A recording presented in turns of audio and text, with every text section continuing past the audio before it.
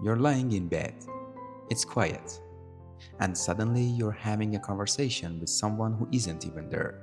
You know exactly what they're going to say. You already know your response. Then they say something else. So you answer that too.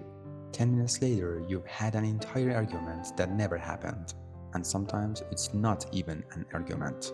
You imagine becoming successful. Someone who hurt you sees you again. They finally realize that they lost. You imagine yourself saying nothing because you've already become someone who doesn't need their approval. And for a few seconds, it feels real. Then you snap back. Nothing happened. You're still in your room. So, why does your brain keep creating these imaginary scenes? Because the scenario itself may not be what you want. The feeling inside the scenario is.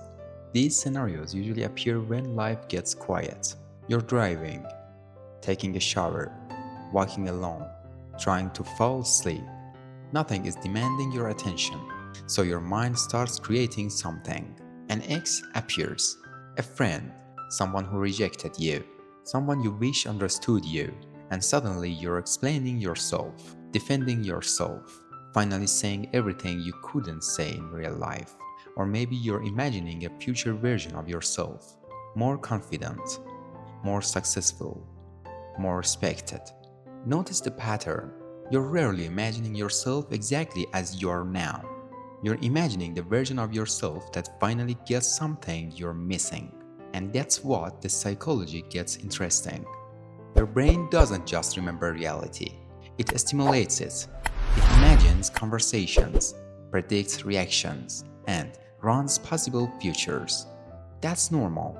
But when something feels emotionally unfinished, your mind can keep replaying it. Psychologists call related processes rumination and counterfactual thinking. Your brain starts asking, what if I had said something different? What if they understood me? What if they came back? What if I finally became successful?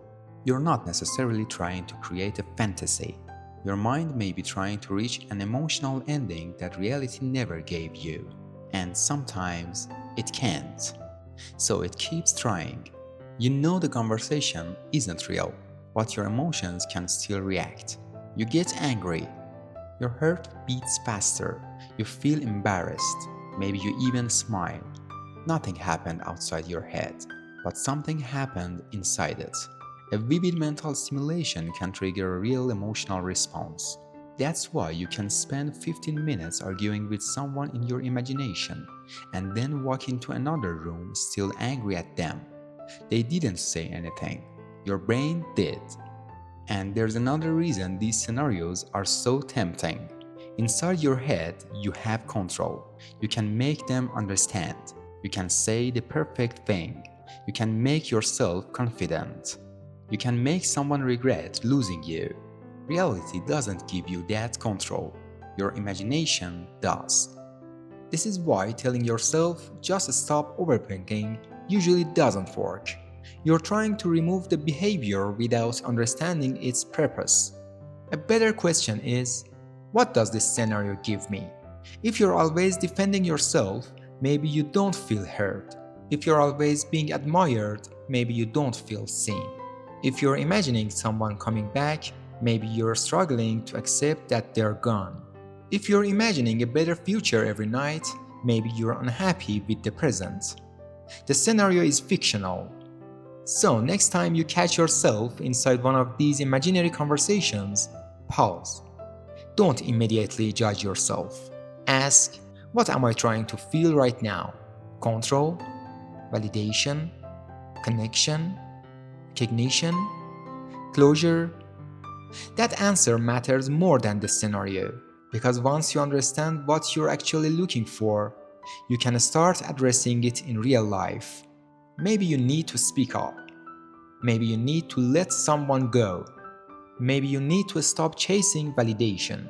Maybe you need to build the future you're constantly imagining instead of only visiting it inside your head. Your mind will keep creating stories, conversations that never happen, people who aren't there, futures that may never exist. That's part of being human. But the next time you disappear into one, don't only ask, why am I imagining this? Ask, what is this imaginary world giving me that my real world isn't? Because the conversation may be fake, the person may be imaginary, the scene may exist only inside your head, but the feeling that created it is real.